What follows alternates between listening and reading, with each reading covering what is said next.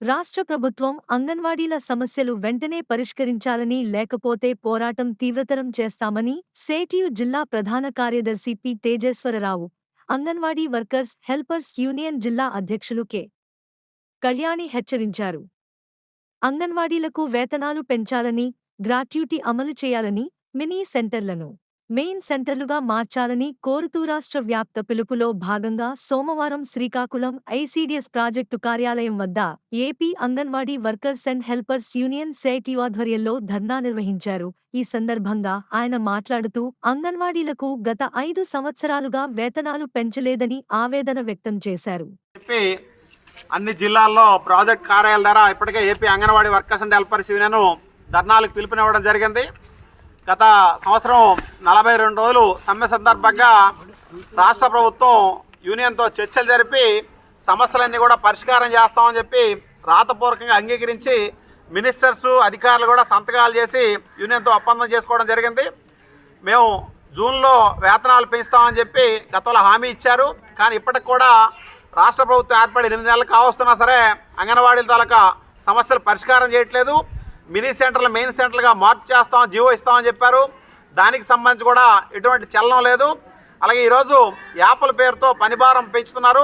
యాప్లన్నీ కూడా ఒకే యాప్గా మార్చి పనిభారం తగ్గిస్తామని ఇచ్చిన హామీ కూడా అమలు చేయలేదు. అలాగే ఈరోజు ప్రమోషన్లకు సంబంధించి కూడా విధి విధానాలు ప్రకటించాలని చెప్పన్నాం. అలాగే అంగన్వాడీ ఆయాలకు కూడా ప్రమోషన్లు ఇస్తామన్నారు, అది కూడా అమలు చేయట్లేదు.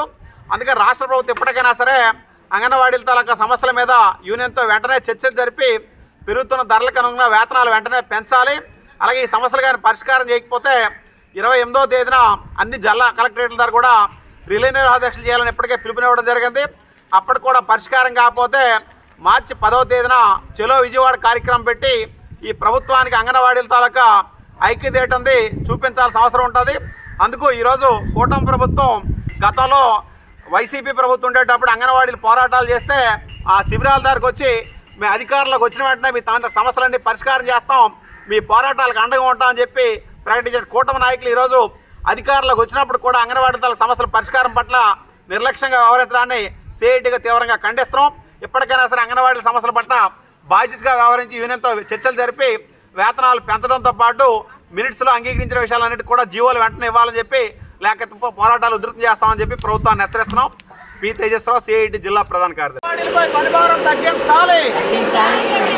42 రోజులు సమ్మె సందర్భంగా ఇచ్చిన మినిట్స్లో జీవోలు వెంటనే ఇవ్వాలి.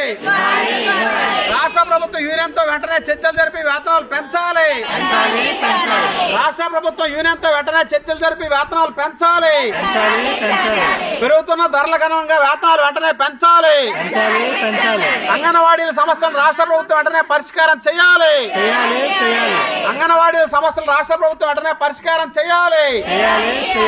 మినీ సెంటర్లు మెయిన్ సెంటర్లుగా మార్పు చేయాలి.